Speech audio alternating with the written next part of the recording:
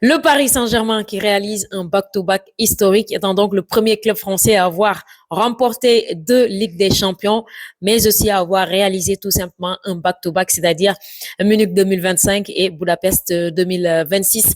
Je me rappelle encore de cette vidéo que j'avais faite sur Luis Enrique et ce Paris Saint-Germain l'an passé par rapport à leur première Ligue des Champions. Je parlais de cette machine à guerre, je parlais de cette équipe très, très, très redoutable.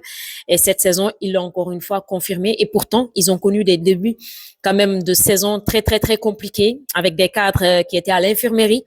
Mais on a vu que le Paris Saint-Germain s'est repris match après match et a tout simplement rappelé à l'Europe qu'ils étaient là, qu'ils sont là pour confirmer, qu'ils sont là pour tout simplement conserver leur titre, surtout dans la deuxième partie de la saison. Des débuts compliqués en championnat, mais en Ligue des Champions, c'est un parcours sans faute. Du côté des Gunners d'Arsenal, invaincus tout au long de cette saison en Ligue des Champions, mais aujourd'hui, c'était le Paris Saint-Germain, le tenant du titre de cette Coupe européenne. Mais si on revient aujourd'hui dans ce match propre mardi, on a vu un match quand même très fermé. Tout le monde s'y attendait. Arsenal qui compte énormément sur sa défense, cette défense infranchissable tout simplement, qui n'a pas concédé la moindre défaite tout au long de cet exercice 2025-2026 en Ligue des Champions. Une attaque timide, un milieu de terrain également en manque de créativité des fois, mais en face, un Paris Saint-Germain très redoutable, comme encore une fois, une défense infranchissable avec Nunez, Pacho, Marquinhos, mais également Achraf Hakimi, un milieu très créateur, un milieu qui est capable tout simplement de casser les lignes, mais qui est capable tout simplement d'être décisif à tout moment du match, mais également euh, une attaque plus que jamais redoutable. Ça, tout le monde le sait. Vrachelia, Désiré Doué, Ousmane Dembélé. Alors aujourd'hui, Arsenal a pratiquement tout fermé. Il n'y avait pas du tout d'espace pour laisser s'exprimer les attaquants du Paris Saint-Germain et même le milieu du Paris Saint-Germain. Donc Arsenal a profité de ce contre, disons, ce n'est même pas un contre, mais de cette balle contrée de Marquinhos sur Trossard qui de façon inconsciente ou en tout cas involontaire fait cette passe décisive donc à Avez vers la 6e minute de jeu qui conclut. De toute façon, dans cette action-là, je me dis, même si Avez avait tout simplement fait un retrait, il y avait Bukayo Saka qui arrivait, il y avait également un autre attaquant qui arrivait, parce que dans tous les cas, toute la défense parisienne était à la ramasse et le milieu de terrain aussi n'avait pas tout simplement participé. Ça fait partie aussi des failles défensives du côté du Paris Saint-Germain. Mis à part cette action-là, on ne peut pas parler de failles défensives du tout. Arsenal a été dominé. Le Paris Saint-Germain a été dominateur dans la possession. Arsenal n'a pas tout simplement voulu jouer. Arsenal voulait compter sur des faits de jeu. Arsenal voulait compter sur les coups et arrêtés qui ont été très mal négociés aujourd'hui. Arsenal voulait compter sur des contre-attaques. Mais du côté du Paris Saint-Germain, tout le monde défend. Il y a des consignes, il y a une dynamique tactique, il y a des consignes ou bien un respect ou en tout cas une discipline tactique. On peut parler de cette même discipline du côté du respect de la discipline du côté des Gunners d'Arsenal, parce que quand même quoi qu'on puisse dire, ils ont essayé de tenir bon, ils ont tenu bon, ils ont essayé de défendre. Quand je vois Odegaard qui est tout le temps sur Vitinha, surtout en première période, et même pendant les 15 premières minutes de la deuxième mi-temps, donc Odegaard était tout le temps sur Vitinha. Il empêchait à Vitinha d'avoir tout simplement ces deux jumelles extraordinaires, ces deux jumelles qui sont capables de voir Ousmane Dembélé de l'autre côté ou bien Vrachelia de l'autre côté ou bien voir un Désiré Doué qui dézone de temps en temps dans l'entrejeu, lui donner le ballon ou en tout cas, il a empêché à Vitinha de mieux se connecter en tout cas avec ses coéquipiers du côté de Fabien Ruiz ou bien du côté de João Neves. João Neves qui a fait un excellent match aujourd'hui. João Neves a fait un excellent match aujourd'hui. Il était partout dans les récupérations, dans les duels, malgré sa petite taille. Il était dans les duels. Quelquefois, il usait de la tête. Donc, il a fait un excellent match aujourd'hui. Ousmane Dembélé, qui n'a pas fait un grand match, mais qui quand même transforme ce penalty provoqué par Vrachelia. Et même Vrachelia, ça n'a pas trop fonctionné parce que Bukayo Saka, comment il s'appelle, Trossard, Il y a fait Odegaard et même Aves aussi défendait de temps à autre. Donc, ils étaient tous regroupés. Ils reculaient dans leur moitié de terrain, euh, voulant empêcher tout simplement les Parisiens d'obtenir des espaces qui leur permettraient de tout simplement de déclencher ce rouleau compresseur qu'on reconnaît au Paris Saint-Germain.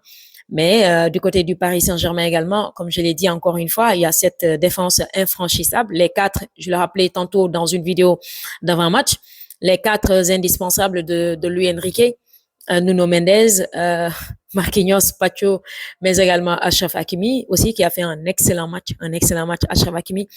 Mais dans le haut niveau, vous allez en prolongation parce que je peux dire que Arsenal n'a commencé à jouer ou en tout cas à s'ouvrir ou à laisser quelques espaces qu'à partir de la 65e. Parce qu'à la 65e, il y a l'égalisation du Paris Saint-Germain. Donc, ce penalty obtenu par Rachelia, il n'y a absolument rien à dire. Penalty, faute de Mosquera.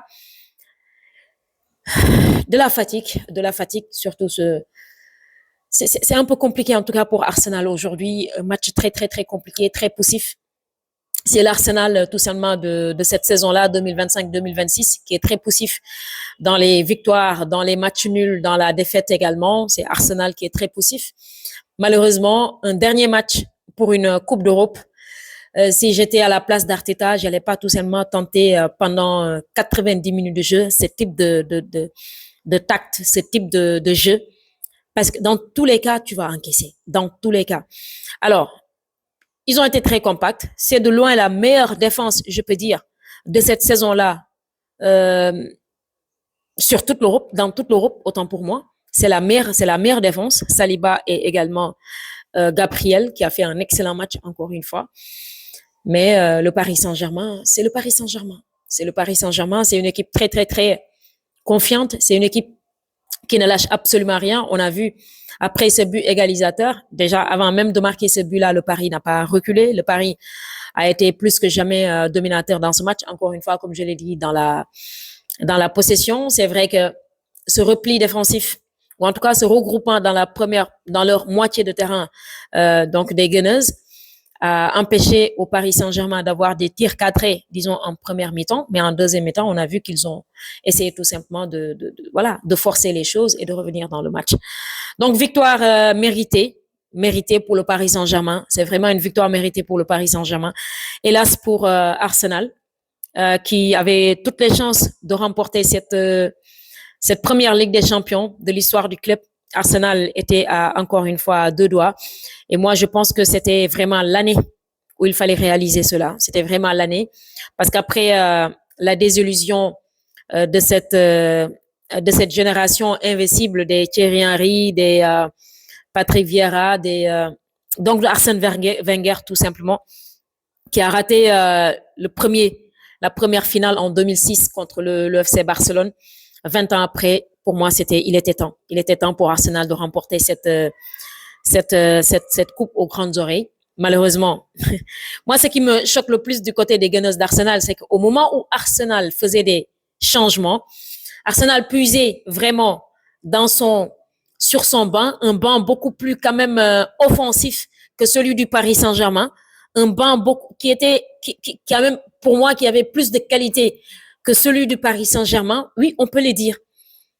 Et en face, un Paris Saint-Germain qui faisait entrer des Zabarani, j'ai même oublié son nom, Zabarni, voilà, qui faisait entrer en tout cas des Beraldo, qui faisait entrer des Barcola, qui faisait entrer des Ramos. Là, tu as Eze, tu as Martinelli, tu as Madueke, mais qui n'apporte absolument rien, aucune valeur ajoutée. Aucune valeur ajoutée. Donc, c'est là où quand même le bas blesse du côté des Gunners d'Arsenal. Félicitations en tout cas pour au moins la Premier League gagnée. Cette Ligue des Champions vous échappe encore une fois parce que Dieu sait que vous aviez la possibilité de la remporter. Mais félicitations en tout cas aux Parisiens qui ont vraiment une saison encore une fois incroyable, extraordinaire et qui méritent haut la main de remporter ce titre. Donc, la deuxième étoile sur le maillot du Paris Saint-Germain en Ligue des Champions, historique.